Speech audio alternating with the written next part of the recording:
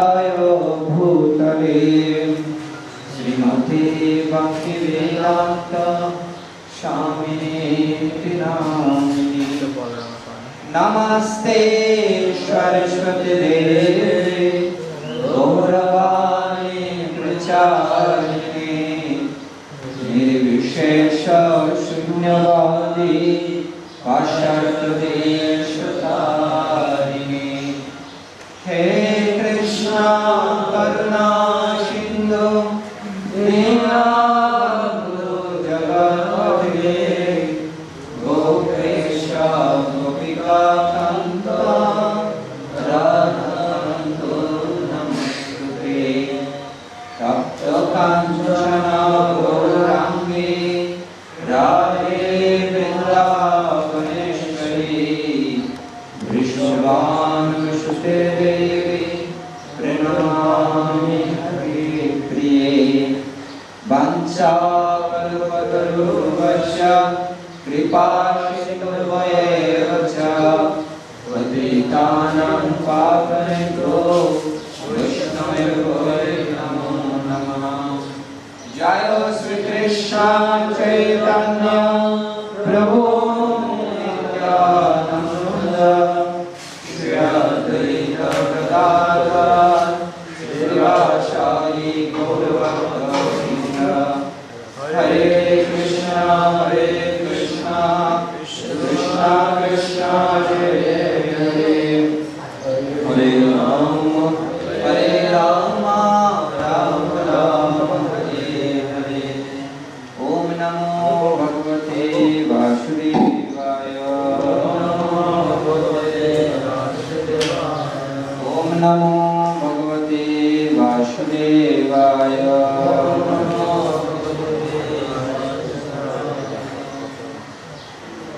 সেজন্য সুযোগ আসবে, তো সেজন্য আমাদের সুসময় আসবে, আবার কিছু দুঃসময় আসবে। আর দুঃসময়ের কোনটা খুব কম থাকে, হ্যাঁ, কিন্তু সেটা পার করা অনেক কঠিন। আমরা যখন মায়াপুরে গিয়েছি, আমরা প্রথম দিকে তো আসলে এমন একটা পরিস্থিতি, আমাদের কথা কেউ শুনতেই চাইছে না। গুরু মহারাজ তো আমাদেরকে বুঝতেই পারছে না। তখন ভক্তি বুদ্ধস্বামী মহারাজ একটা ফোন করে বলছে, আমি অনেক করে চেষ্টা করলাম গুরু মহারাজকে বোঝাতে, আমি পারলাম না। তোমাদের এখন গুরুদেবও নাই, তোমার এখন ভগবান ছাড়া আর কেউ তোমাদের পাশে নেই। এবার এই কথা আপনার যদি বলে কেমন লাগবে? আপনার বুক পেটে কান্না আসবে কিনা? স্বাভাবিকভাবে কেউ আপনার পুরো মানে কি বাংলাদেশ এগেইনস্ট আপনার, ঠিক আছে? এবং গুরু মহারাজ বুঝতে পারছে না কি প্রকৃত ঘটনাটা কি, ঠিক না? তো মহারাজ এইভাবে কথা বলছে, তখন আমরা কি তারপরে পরিস্থিতি পার হয়েছে। যখন মায়াপুরে গিয়েছে, তখন মহারাজ একটা কথা বললেন, আমার এটা চিরজীবন মনে থাকবে। সেটা কি, যে মহারাজ বলছে, দেখো যখন ঝড় আসবে তখন মাথা একদম মাথা উঁচু করে এভাবে থাকবে না, তাহলে তোমাকে সব উড়িয়ে একদম কি করে নিয়ে যাবে, হ্যাঁ, একদম ফেলে দিবে। তখন মাথাটা নিচু করে ওই পরিস্থিতিটা যাওয়ার জন্য একটু কি, হ্যাঁ, দেখাতে হবে না কিছু, চুপচাপ কি মাথা নিচু করে থাকো, জ্বরটা চলে যাক, তারপর আবার মাথা উঁচু করে আবার কি চলতে থাকবে, ঠিক না? আর 5 বছরের কথা আজকে 5 বছর পরে যদি আমি মিলাই, তাহলে দেখবো যে আমাদের হ্যাঁ মহারাজ যথার্থ বলেছে। এই জ্বরগুলো ওনাদেরও জীবনে এসছেন নাকি আসেন? আমাদের গুরু মহারাজ জয়েন করেছে কোথায়? নন্টেলে। কত জায়গা নড়েছে? কলকাতা থেকে মায়াপুর। গুরু মহারাজের জন্য কোনটা ওনার সেন্টার? নির্দিষ্ট কোনটা সেন্টার? কোনটাই সেন্টার না, পুরো বিশ্ব জুড়ে ওনার সেন্টার নাকি? নির্ধারণ ওনার রুম আছে, ঠিক আছে? বিশাখাপত্তন ওনার রুম আছে কিনা? তারপর এখানেও রুম করা হয়েছে, করা হয়নি কোথায়? তো যখন পরিস্থিতি যখন কেউ পার করবে, কঠিন পরিস্থিতি, তখন তার জন্য বিভিন্ন ধরনের কি আসবে, সেই ধরনের ফ্যাসিলিটি গুলো আসবে। আমাদের জীবনে সুসময় আসবে, দুঃসময় আসবে। সাধারণত আমরা রিঅ্যাকশন করি, সামান্য কিছুতে রিঅ্যাকশন করি। সামান্য রিঅ্যাকশন মানে কেউ, আমি হয়তো ব্রাশের মধ্যে টুথপেস্ট নিচ্ছি, আর একজন বউ বলতে আমাকে একটু টুথপেস্ট দেন। আপনার টুথপেস্ট আপনি রাখতে পারেন না, আমার টুথপেস্টটা নেন। এগুলো ওদের খুব কি খুব ক্ষুদ্র, এর থেকে আরো বড় বড় পরীক্ষাগুলো আমাদের জীবনে কি হবে, আসবে। আপনাকে পুরো কি একদম ফেলে দিতে চাইবে, কিন্তু আপনি আঁকড়ে ধরতে চাইবেন যে কৃষ্ণ ভক্তিটা, এই চ্যালেঞ্জ মোকাবেলা আপনি চিন্তা করে দেখেন। তো সেজন্য আমাদের সুসময় আসবে, আমাদের কি আসবে? দুঃসময় আসবে। তো এই ধরনের পরিস্থিতিতে আমি কিভাবে আচরণ করছি? আমি যদি মনে করেন তখন আমার ক্ষমতা ছিল নেগেটিভ ভাবে অনেক কিছু করা যেত, যদি সে একবার দেশে অ্যাকশন যেত, তখন রাধে শ্যামপু আমাকে একটা মেল করেছে, দুইটা মেল আমার জন্য, আমার জীবনের জন্য অনেক ইম্পর্টেন্ট। একটা হচ্ছে শৈলভক্তি চারু সাহেব মহারাজের, আর একটা হচ্ছে রাধে শ্যামপু।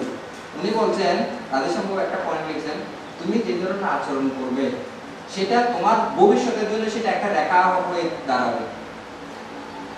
তুমি যে কোনো কিছু করতে পারো, কিন্তু এটা একটা দাগ রয়ে যাবে, যে দাগটা তুমি কি করতে পারবে না, তুলতে পারবে না। অনেক সুন্দর। আর মহারাজ বলছেন যে এখন এই ধরনের টার্মোইল যখন, এই ধরনের পরিস্থিতি যখন চলে, তখন আমাদের মনোনিবেশ করতে হবে সাধনে, মনোনিবেশ করতে হবে কি হিয়ারিং এন্ড রিডিং। তো আমি অন্য বিশেষ কিছু কথা না, কি সকালের জবটা আর গুরু মহারাজের লেকচারটা খুব বেশি করে কি করতাম, ফোকাস করতাম। কারণ ওই সময় যদি একটা সিদ্ধান্ত বলে, একটা বলে, কারণ অনুগামী তো আছে, আশেপাশের লোক আছে, পুরো রিয়াকশনটা অন্য ধরনের হয়ে যাবে, তখন পরিস্থিতিটা অন্য ধরনের কি হবে, আরো জটিল হয়ে যাবে। তো সেজন্য আমাদের সুসময় এবং দুঃসময়ে বিভিন্ন পরিবর্তনশীল পরিস্থিতিতে, যেমন এখানে কেউ 5 বছর 10 বছরের কৃষ্ণমূর্তি করছে কেন? তো 10 বছর যে অতিক্রম করতে গিয়েছেন, অনেকগুলো ধাপ আপনাকে অগ্রসর হয়েছে, কত হয়েছে কিনা? এখন চিন্তা করে দেখেন, কেউ এমন একটা সাথে আপনার সাথে এমন একটা আচরণ করলো, আপনি আর আপনার বৈষ্ণবীয় লেভেল কি রাখতে পারছেন না, রাখতে পারছেন না। তখন এখন চিন্তা করলেন, না আমি আগের মতোই কি কলেজ লাইফে আমি ছিলাম, কি বলেন, আমি স্কুল আসছি বলে ইয়ে হয়ে গেছে, অস্ত্র জমা দিয়েছে, কিন্তু প্রশিক্ষণ তো কি, যদি আবার কিছুদিন আচরণ করেন, তারা আবার আপনি একদম জিরো লেভেলে কি হয়ে গেলেন, বুঝতে পারছেন? আপনাকে চিন্তা করতে হবে যে আমি কোনো কিছু আচরণ করার ক্ষেত্রে যে সময়টা আমি অতিক্রম করেছি, যে সাধনাটা আমি করেছি, আমি একটু ভুল করার সাথে আবার কি হয়ে যাবে, নিচের দিকে নিয়ে যাবে। বুঝতে পারছেন আমার পয়েন্টগুলো? বুঝতে পারছেন? প্রথমটা কি, ভগবান এবং প্রকৃতির সাথে দ্বিতীয় নিজের মঙ্গল সাধন হবে, না তুমি কৃষ্ণ ভক্তি করো, আমি ডুবে যাই এমনটি না। আমি সব ফ্যাসিলিটি দিচ্ছি, তোমরা করো, আমি করতে পারবো না, আমার মঙ্গল লাগে। এই জন্য গুরু মহারাজ একটা তখন বলছিলেন উইন ফর্মুলা, তুমিও জয় হবে, আমিও জয় হব। তুমি জয় হবে কিন্তু আমি লুজ হবে এমনটি না, আবার আমি জয় হব তুমি লুজ হবে সেটা না। তখন রাধে শ্যামপু একটা গল্প বলছিল, আর গুরু মহারাজ উইন ফর্মুলা তখন আমার মাথায় ঢুকেনি, তোমরা দুজনে জয় হও, এই ধরনের একটা প্রস্তাব এসেছিল। তো পরে যখন আমি একটা লেকচার শুনি রাধে শ্যামপুর, আমার মাথাটায় এক গল্পের মাধ্যমে উনি শিক্ষা দিচ্ছেন। গল্পটা কি আমি অনেক জায়গায় বলে গেছি, আবার বলছি। তো একটা ইঁদুর গর্তের মধ্যে ছিল, গর্তের থেকে উঠে মানে খাবার দাবার সন্ধানে বের হয়েছে, ঘুরছে, হঠাৎ করে দেখে যে মানে গাছের উপর একটা চিল, ইগল দেখছে যে ও একদম তার প্রতি ইঁদুরের প্রতি। এখন ও যদি ইঁদুরটা যদি দৌড়ে গর্তের মধ্যে যেতে চায়, তার মাঝখানে ধরে ওকে কি করে ফেলবে, কে ফেলবে। এর আবার পথের মধ্যে আরেকটা দেখবো যে একটা বিড়াল আছে, বিড়ালটা আবার 3টা কি মানে স্টিলের তারের মধ্যে আটকে আছে, মানে জালের মধ্যে আটকে আছে। একটা হচ্ছে পায়ে, একটা হচ্ছে বুকে, আর একটা হচ্ছে কি মানে কাঁধের উপর, 3 জায়গায় কি আছে, বন্দি আছে। তখন এখন বিড়াল প্রস্তাব করলো যে ভাই একটা কাজ করো, তুমিও এখন কঠিন পরিস্থিতি আছো, আমিও দেখো কঠিন পরিস্থিতি আছি, তুমি আমাকে যদি, আমি তোমাকে সেভ করবো, কিন্তু তুমি আমাকে কি করতে হবে, আমার এই তারগুলো তোমার কি দাঁত দিয়ে কেটে দিতে হবে। তখন এখন ইঁদুর চিন্তা করছে যে আমি যদি এর প্রস্তাব গ্রহণ করি, ওকে তো বিশ্বাস করা যায় না, যে বিড়াল তো ইঁদুরের কি, ও তো আমাকে খেয়ে ফেলবে। কিন্তু আমি যদি ওর কথা না মানে সরাসরি গর্তে যদি ফিরে যেতে চাই, তাহলে ইগলের পেটে আমাকে কি করতে হবে, যেতে হবে। তার চেয়ে বরং ওর প্রস্তাবটা একটু কি আছে, বেটার আছে। কেন? ও বন্দি আছে, বন্দি অবস্থায় আমাকে এখন কি করবে না, খাবে না। তখন ওর প্রস্তাবটা গ্রহণ করে, তখন ওর বুকে গিয়ে আশ্রয় নিল। ইগলটা দেখলো যে ও একদম নিরাপদে কি বিড়ালের কি প্যাটের নিচে আশ্রয় নিয়েছে আর ও বের হচ্ছে না, তখন ও অনেকক্ষণ অপেক্ষা করতে করতে করতে ওই ইগলটা কি হয়ে গেছে, উড়ে চলে গেছে। কে ইগলটা চলে গেছে। এখন এই ইঁদুরটা আবার বুক থেকে বের হয়ে তো ও কি করলো, একটা লেজেরটা কেটে দিল আর ঘাড়েরটা কেটে দিল, কিন্তু আর মাঝখানেরটা আর কেটে দিল না। বলছে না মাঝখানেরটা এখন আমি আর কি কাটবো না। এটা মহাভারতের গল্প। তো মাঝখানে কেটে দিল কেন? কারণ আমি যদি এখন তোমাকে কেটে দিই তাহলে তুমি এখন আমাকে ধরে কি করবে, খেয়ে ফেলবে। না এখন কাটবো না। যখন তোমার বিপদ, হ্যাঁ, শিকারী একদম কাছাকাছি আসবে লাস্ট মুহূর্তে, তখন আমি কাটবো, যাতে তোমারও প্রাণের ভয় থাকে আমারও কি থাকে, আমার প্রাণের ভয় আমি গর্তে ঢুকবো আর তোমার প্রাণের ভয় তুমি গাছে উঠে যাবে, তাহলে শিকারী আর তোমাকে ধরতে পারবে না। তখন বিড়াল বলছে হায় হায় হায়, তোমাকে আমি বাঁচালাম, তুমি আমার প্রতিজ্ঞা রক্ষা করছো না, এই ধরনের করছো, হ্যাঁ ভাই কেটে দাও কেটে দাও। না এখন কাটবো না। এখন দেখলে শিকারী সত্যি সত্যি আস্তে আস্তে গাছ, হ্যাঁ, অতিক্রম দেখে একদম মানে 10 হাত 9 হাত 8 হাত আস্তে আস্তে আস্তে আস্তে আর ইঁদুর কি করছে লাস্ট মুহূর্তে কেটে দিয়েছে। আর বিড়াল তো তখন ইঁদুর খাবার চিন্তা না, চিন্তা হচ্ছে কি প্রাণ বাঁচানোর জন্য গাছ উঠে গেছে আর ইঁদুর রক্তের মধ্যে ঢুকে গেছে। তো দুজনেই কি হয়ে গেছে, জয় হয়েছে। ইঁদুরও উইন, কে বিড়ালও উইন। যদি চিন্তা করুন যে ও বাঁচলো, বিড়ালটা বাঁচলো, সরি ইঁদুরটা বাঁচলো, বাঁচার পর বলবো ভাই তুই আমার জন্মের শত্রু, তোর তারগুলো আমি ঠিক করবো না, কাটবো না। তাহলে ইঁদুর কি হচ্ছে উইন, লস হচ্ছে কে বিড়াল। বুঝতে পারছেন? আর উইন লুজ। আবার যদি বিড়াল যদি কি করতো, মনে করেন যে ও সহজ সরল মনে করে সবগুলো কি দিল, কেটে দিল, আর ও উইন হলো, আর বিড়ালটা আবার কি একে মেরে ফেললো, তখন ইঁদুরটা লুজ আর কি বিড়ালটা উইন, লুজ কি উইন। আর যদি এমন হতো যে বিড়ালের প্রস্তাবটা সে ইঁদুর কি করলো না, গ্রহণ করলো না, ভাই তুই আমার জন্মের মতো শত্রু, তোর আশ্রয়ে আমি এখন যাব না, দরকার হলে ইগলকেই খেয়ে ফেলু, তাহলে কি ইঁদুরটাও গেল, বিড়ালটাও ধরে শিকারি ধরে নিয়ে গেল, তাহলে কি কি হলো, লুজ লুজ। বুঝতে পারছেন গল্পটা? Win win, win lose, lose win, আর ওকে লুজ লুজ। কোনটা উইন উইন?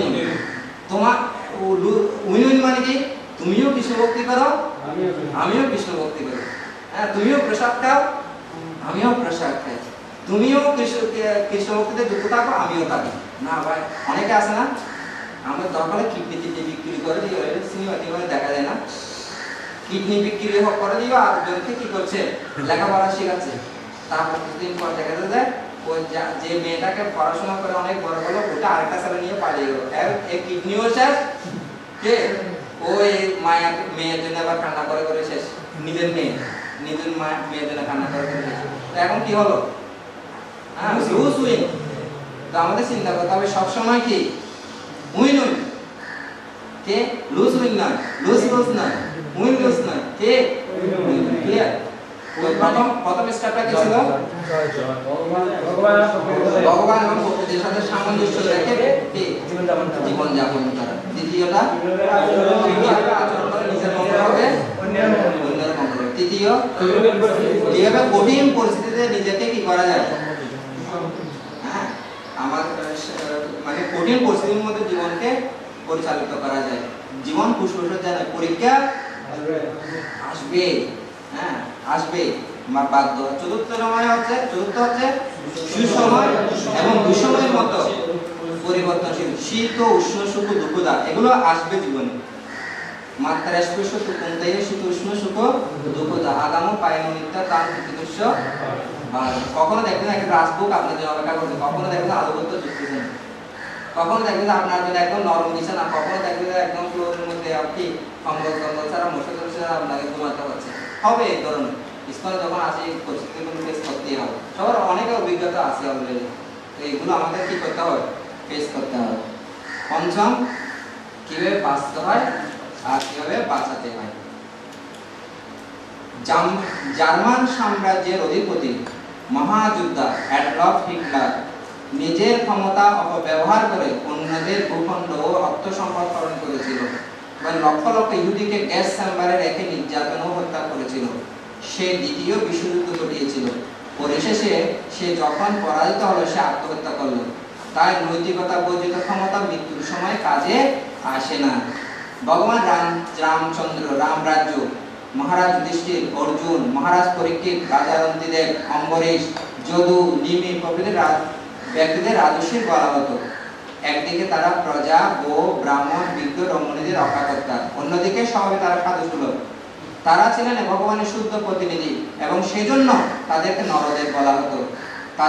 তারা তাদের মন ইন্দ্রিয়সমূহ সংযুক্ত করেছিলেন এবং প্রজাদের সম্পদ উপভোগের জন্য নয় বরং প্রজাদের সেবা করার জন্য জীবন ধারণ করতেন। ভগবত প্রণীত শাস্ত্রের ভিত্তিতে গুরু থেকে প্রাপ্ত নৈতিক গুণাবলী দ্বারা তারা চালিত হতেন। যে নামগুলো বলা হচ্ছে মহারাজ যুধিষ্ঠির, রাম, স্বয়ং ভগবান রামচন্দ্র, অর্জুন, মহারাজ পরীক্ষিত, রাজা রন্তিদেব, ওরা সমস্যা ফেস করেছে না করেনি? আর ওদের সমস্যা যদি আমরা তুলনা করি আমাদের সমস্যাটা কিছুই না। অম্বরীশ মহারাজকে কে সমস্যা দিচ্ছে? সাধু দিচ্ছে রে, অন্য কেউ অসুর না। ওনাদের কি রিয়াকশনটা কেমন ছিল? আর পরীক্ষিত মহারাজকে কে কে ট্রাবল দিচ্ছে? ব্রাহ্মণ বাচ্চাটাই তো তাকে কি দিল? অভিশাপ দিল। তো আমাদের জীবনে দেখতে হবে যে এই ধরনের পরিস্থিতি কি বিভিন্ন ধরনের পরিস্থিতি আসে। যেমন এখানে একটা উদাহরণ দেওয়া আছে হিটলার অনেকগুলো স্বার্থ শুধুমাত্র পদমর্যাদা বা এই পৃথিবীটাকে কি নিজের আয়ত্ত আনার জন্য কতগুলো মানুষকে, লক্ষ লক্ষ মানুষকে কি করেছে? গ্যাস চেম্বারে মেরেছে। কিন্তু যখন যুদ্ধ হেরে গেছে তখন নিজেই কি করেছে? সুইসাইড করেছে। এই ধরনের নৈতিকতা ব্যক্তি, বর্জিত ব্যক্তি, ওরা জীবনে বেশি দিন কি করতে পারে না, টিকে থাকতে পারে না, এক সময় শেষ। সেজন্য ক্ষমতা যখন আসবে মনে করতে হবে যে আমাকে যে ক্ষমতা দেওয়া হয়েছে, আমাদের যে শক্তি দেওয়া হয়েছে, যে দায়িত্ব দেওয়া হয়েছে, সেটা ভগবানের এবং ভক্তদের সেবা করার জন্য। ঠিক আছে? এটা যখন আমি মিসইউজ করব তখন এখান থেকে একটা রিঅ্যাকশন, এখান থেকে কঠিন একটা কি কষ্ট পেতে হবে। দেখে ভাবে একজন রাজা যদি যান তাহলে দেখবেন অপরদিকে দক্ষ রাজা আছে, অপরদিকে কে আছে? আরেকটা ব্যান রাজা আছে। তারা জগতের একদম পুরো। আমাদের যে লেভেলে আমরা হয়তো শশা করা পৃথিবীর রাজা না, কিন্তু ছোট ছোট রাজ্যের একটা সেন্টারের মন্দিরের কয়েকজন ভক্তের, ঠিক আছে না, আমরা রাজা। যদি আমরা তাদেরকে শোষণ করার মনোবৃত্তি আমাদের থাকে তাহলে কি হবে? আমাদের শেষ। সেজন্য আমাদের বাঁচতে হবে এবং কি করতে হবে? বাঁচাতে হবে। পাঁচটা গেল, বাঁচতে হবে, বাঁচাতে হবে। আবার প্রথমটা বিধান করা। তার দ্বিতীয় হচ্ছে তৃতীয় মোকাবেলা করতে হয়। চতুর্থ সময় এবং দুঃসময়ের মতো যে মানে পরিবর্তনশীল পরিস্থিতিগুলোকে কিভাবে নিজেকে আচরণ করতে হয়। আর পঞ্চম হচ্ছে কিভাবে বাঁচতে হয়, অন্যকে বাঁচাতে হয়। আমাদের পুরুষোত্তম বাবু একটা গল্প বললেন সবসময়। গল্পটা অনেকে জানে, আবার অনেকে ভুলে গেছে, আবার অনেকে জানে না। আমি আবার বলছি। তো একটা বনের মধ্যে অনেকগুলো বানর ছিল। তো বানরগুলো এখন তো আমের সিজন, আরো এক মাস যাওয়ার পরে আমগুলো কি পেকে গেছে। তো আম খাচ্ছে, এত সুমিষ্ট, খুব আনন্দে আছে।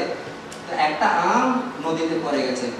তো নদীতে এই আমটা বাঁচতে এমন একটা রাজ্যে গেছে যেখানে আম বলে কিছু নাই।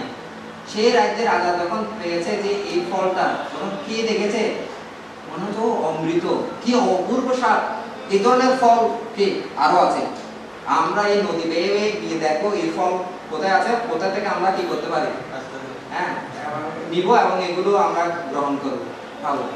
তোরা নদী যুগে পথে যেতে যেতে যেতে যেতে এসে ফলের গাছে আছে উপনীত হলো। কিন্তু দেখলো সেখানে অনেকগুলো কি আছে, বানর। আর ওরা চারিদিকে সৈন্য দিয়ে কি করে ফেলেছে, এই বানরগুলোকে মারার জন্য মানে কি ঘেরা দিয়েছে। আর বানরগুলো যদি বাঁচতে চায় তো ওই নদী পার হয়ে কি হতে হবে, চলে যেতে হবে। নদীর এই পাশে একটা আম গাছ আর ওই পাশে একটা গাছ আছে। তো ও কি করেছে, মানে যে বানরগুলো আছে, বানরগুলোর মধ্যে একটা লিডার আছে। ওই লিডার হচ্ছে চিন্তা করছে যে না আমাদের সবাইকে কি করতে হবে, বাঁচতে হবে। তখন দুই গাছের সাথে একটা সংযোগ তৈরি করেছে, কিন্তু সংযোগ হচ্ছে না। সংযোগ যখন হচ্ছে না, ওই বানরটা কি করেছে, এদিকেও ধরছে আবার ওদিকেও ওই গাছটা ধরেছে। তখন ওই সেতুর মতো কাজ করছে কে, বানরটা। হ্যাঁ, ভেবে ধরে আছে, এদিকে পা দিয়ে এদিকে হাত দিয়ে ওর উপর দিয়ে দিয়ে সবাই কি হয়ে গেছে, পার হয়ে গেছে, পার হয়ে গেছে, পার হয়ে গেছে। লাস্ট ওই বানরের যে লিডার, ওর একটা শত্রু আছে, ও লাস্টে যখন যাচ্ছে ও চিন্তা করছে বেটা, হ্যাঁ তুই তো অনেক কিছু করেছিস, আমি আর কোনো সুযোগ পাইনি, আবার দেখাচ্ছি। যাওয়ার সময় ঘাড়ের মধ্যে এমন একটা চাপ দিল, গাড়টাও কি করে দিল, ভেঙে দিল। তখন ও সবাই পার হয়ে গেছে, এখন ও পরে আছে। হ্যাঁ পরে আছে। তখন রাজা আবার বললো দেখো যে তুমি সবাইকে কি করে দিলে, একে একে একে একে পার করে দিলে, কিন্তু প্রতিদিন আজকে কি হলো, আজকে তোমাকে কি করতে হলো, এভাবে মরতে হলো। তো রাজা ওই বানরটাকে কি দিচ্ছে, ধন্যবাদ, যেমন লিডার হলে এমন হতে হবে, সবাইকে সে একে একে কি করে দিল, হ্যাঁ বাঁচিয়ে দিল। হ্যাঁ, তো আমাদের প্রফেসর কিভাবে বাঁচতে হয় আর কিভাবে বাঁচাতে হয়। তো পঞ্চম, ষষ্ঠ, কিভাবে এমন অভ্যাস, দক্ষতা, চরিত্রের ভিত্তি স্থাপন করা যায় যা শান্তি এবং সমৃদ্ধি আনায়। স্কুল কলেজে তোমরা যে শিক্ষা লাভ করো তাকে সুন্দর বাংলোর সাথে তুলনা করা যায়। নৈতিক শিক্ষা হচ্ছে সে বাংলোর ভিত্তি। ভিত্তি শক্ত মজবুত হলে বাংলোটি দীর্ঘদিন টিকে থাকে।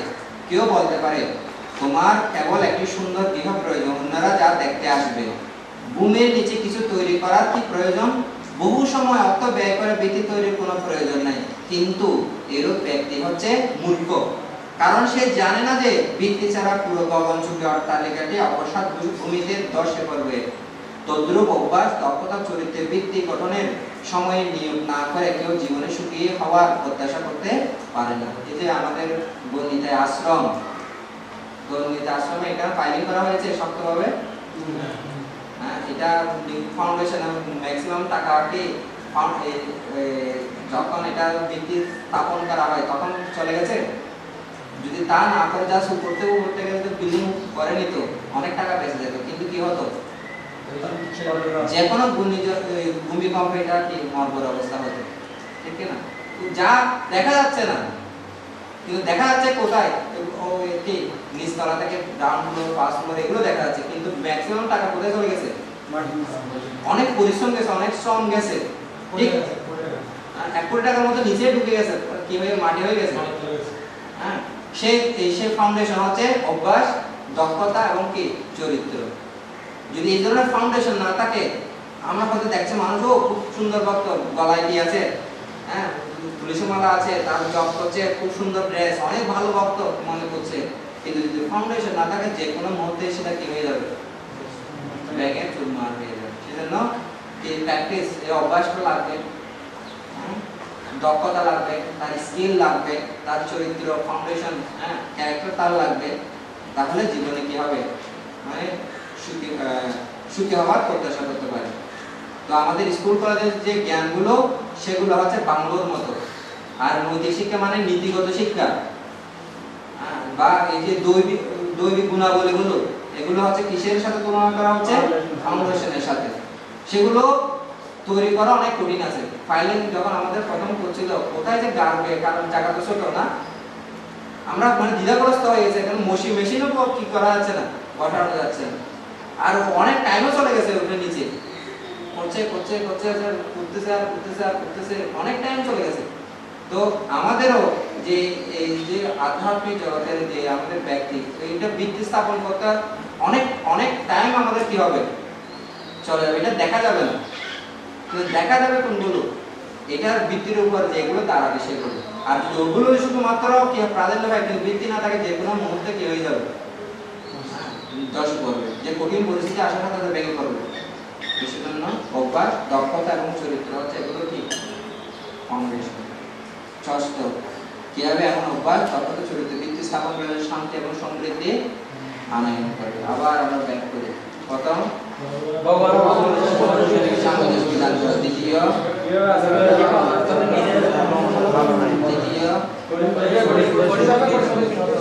চতুর্থ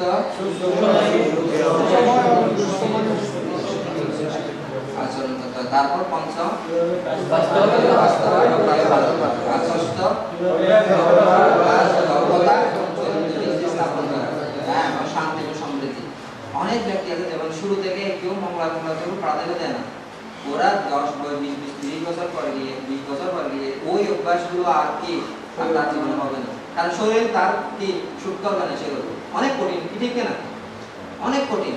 তো সেজন্য আগে থেকে শুরু থেকে আমাদের অভ্যাসটা স্কিল মনে করেন যখন যেটা এখন যারা নিয়মিত নতুন নতুন জয়েন করছে, এখন আপনি মৃদঙ্গ শিখতে পারেন, একটা হারমোনিয়াম শিখতে পারেন, অনেকগুলো শেখার কি আছে, কিন্তু আমাদের মতো অবস্থায় আমরা এখন সেই ধরনের মেন্টালিটি বসবাসে মৃদঙ্গ শিখবো, হারমোনিয়াম শিখবো, সেই টাইমটা আমার সেই মানসিকতা আমাদের কি নেই, এটা আমাদের পক্ষে সম্ভব না এই পর্যায়ে। সেটা আমাকে শুরু থেকে যদি আমি সেটা ফ্যাসিলিটি রাখতে করতাম, তাহলে অনেক দূর আমরা কি করতাম অগ্রসর হতাম। তো সেগুলো আমাদের কি শুরু থেকে চেষ্টা করতে হবে, অভ্যাস, দক্ষতা এবং কি চরিত্র। সপ্তম, বৈদিক ঐতিহ্যের জন্য ভারতবর্ষ কিভাবে এতই মহিমান্বিত। যে আমরা ভারতবর্ষে যেমন মহাবীর বলছে, ভারত ভূমিতে মনুষ্য জন্ম হইল যার জন্ম সার্থক করে করো পরোপকার। এখানে ঘটনাটা আমি পড়ি। 90 দশকের প্রারম্ভে আমেরিকার সরকার একটি জরিপ চালায়। আমেরিকাতে ভালো বিদ্যালয় ও অধিক সুবিধা থাকা সত্ত্বেও জাপানের ব্যবসায় কিভাবে আমেরিকার ব্যবসা চেয়ে সফল, এই বিষয়টি পর্যবেক্ষণ করে স্ট্যানফোর্ড ইউনিভার্সিটি বা বিশ্ববিদ্যালয় লক্ষ লক্ষ ডলার ব্যয় করে। গবেষকরা লক্ষ্য করেন যে আমেরিকার প্রযুক্তি চেয়ে জাপানি মানসিকতা এক্ষেত্রে বেশি ভূমিকা পালন করে। জাপানি কোম্পানিগুলো দল, সম্পর্ক এবং বিশেষ চরিত্রের মতো গুণাবলীর ভিত্তিতে গঠিত। আমেরিকার ব্যবসায় শিক্ষা প্রতিষ্ঠানগুলো এখন শেখায় যে ব্যবস্থাপনা সাফল্য হচ্ছে 20% বা 20% এবং কৌশল 20% কৌশল এবং 80% গুণাবলীর উপর নির্ভর করে। ব্যবস্থাপনা গবেষণা দেখা যায় যে কাজে আমরা কোনো ব্যক্তির হাত পা পেতে পারি, কিন্তু গুণসমৃদ্ধ জীবনযাপনের মাধ্যমে আমরা সেই ব্যক্তির হৃদয়ে লাভ করতে পারি। সেজন্য ভারতের মতো এক অতি গভীর আধ্যাত্মিক সংস্কৃতির অনেক গুরুত্ব রয়েছে। এমনকি বর্তমানকালে ব্যবস্থাপনার গুরুরা ভারতীয় মূল্যবোধ এবং আধ্যাত্মিক জ্ঞানের মাধ্যমে প্রাতিষ্ঠানিক সমস্যাগুলো সমাধানের চেষ্টা করছেন এবং এরূপ আধ্যাত্মিকতার প্রয়োজনীয়তা উপলব্ধি করছেন। 5000 বছর পূর্বে ভারতের গুরুকুলের প্রাচীন সাংস্কৃতিক ঐতিহ্য ছিল। শ্রীরাম এবং শ্রীকৃষ্ণ শিক্ষার জন্য গুরুদেবের গুরুকুলে গমন করেছিলেন। গুরুকুলে তাদের কি শেখানো হতো? আধ্যাত্মিক অন্তর্দৃষ্টির মাধ্যমে গুরু তাদেরকে নিজেদেরকে নৈতিক গুণাবলী নির্ধারণ এবং তৎ অনুযায়ী কার্য করতে পরিচালিত করতেন।